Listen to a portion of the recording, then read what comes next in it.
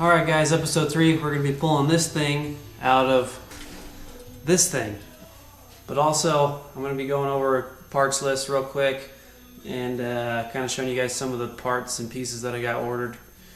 I've also got some more other stuff coming in that I forgot to add in on the video, but whatever, it's not that big of a deal. Anyways, let's get into it. So getting into our lineup of goodies here. In this Summit Racing box, we got our torque converter. See if I can open it. Got our torque converter hiding in here. I think it's 3,500 or 3,000 to 3,500 stall turbo 400.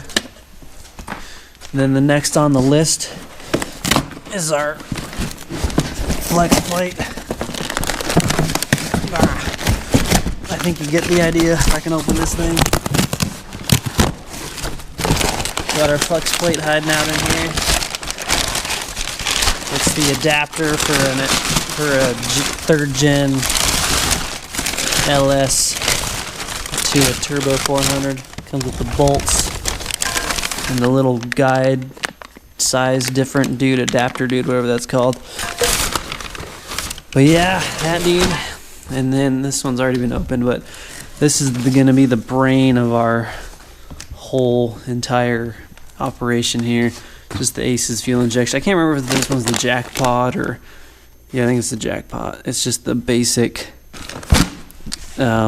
kit, nothing. I had to buy these little adapters for, I think it's EV1 to the truck injectors or something. I can't remember, but anyways, these were like 15 bucks on Amazon, so I got these so I didn't have to buy new injectors, which are like a lot of money. So I'm gonna basically just try to leave it kind of a stock motor for now.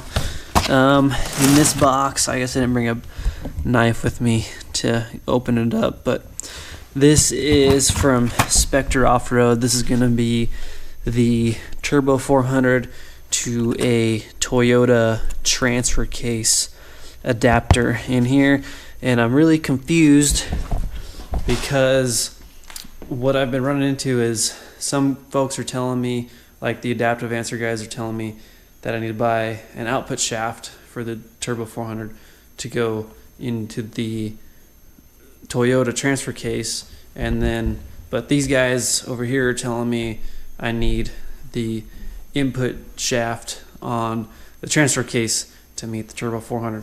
So I'm kind of confused.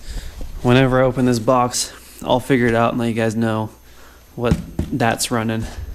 Aside from that, let's go take a look at just the basic bare bones 6-liter and the Turbo 400. Okay, here is the fancy dancy Turbo 400.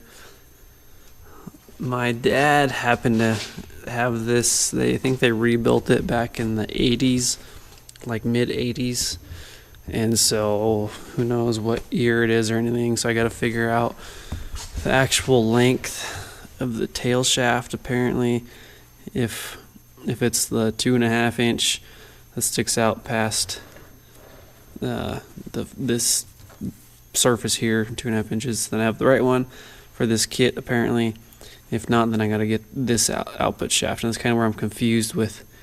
Is it the input side or the output side that I gotta change out? So I guess that's what we'll find out in a second. But anyways, my dad was telling me when they built his other one, they were running probably 600 horsepower through it all day long and no real issues. So we'll see. This one's been sitting for a while, but apparently it's got all new internals, so we'll see what that means. This transfer case is gonna not last for what I'm kind of planning on doing with that 6-liter, so it's gonna get the Kapua, and I'm gonna use the factory Toyota transfer case because apparently everything on those Toyotas are just built to be hammered. So yeah, here's our Turbo 400. Let's go look at that 6-liter if we can get into it. There it is. So we know that it's real.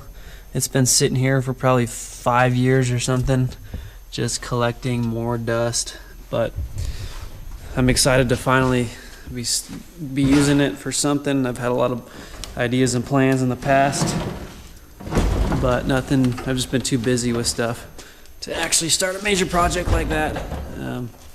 But anyways, so that's kind of the rundown on all the parts.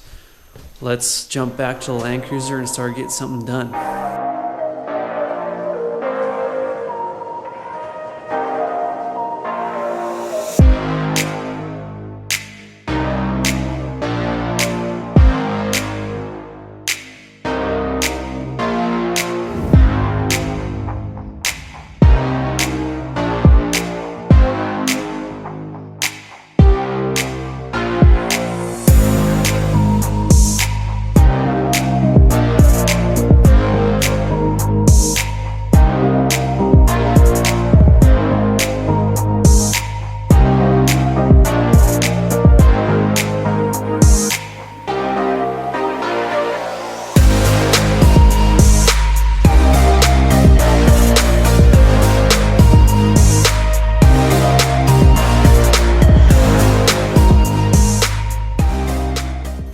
So before I unhook the power steering lines, I'm actually gonna take this turkey baster and this nasty oil jug, water jug, milk jug, and try to suck as much of it out as I can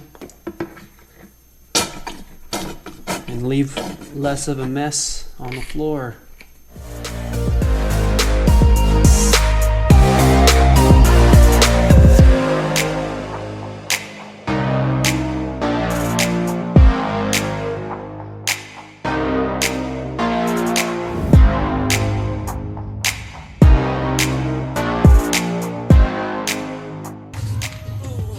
So what I'm going to do here is I'm going to mark this slip shaft, dude, so I know right where it needs to go back when I go to put the transmission or the transfer case and stuff back in, because the LS might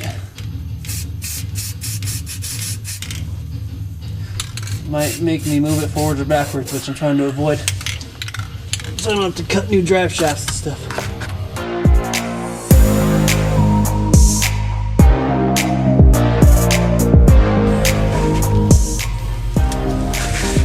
The most important tool in any man's arsenal, Sawzall.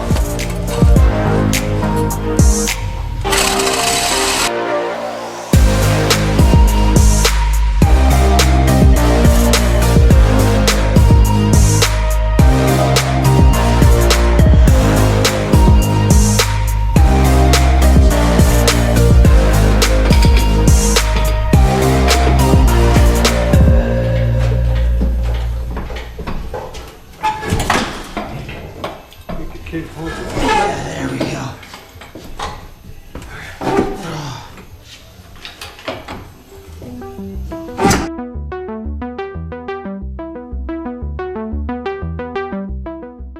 Surprisingly, nothing actually broke or fell apart or whatever on this thing, but hey, we got it out and I got it draining. Oh, now I'm dripping power steering fluid.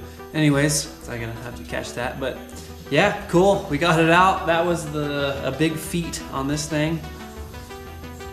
Yeah, I think that's gonna end up being the end of this episode. So hopefully, you guys enjoyed, and appreciate you watching, and hopefully we'll catch you on the next one.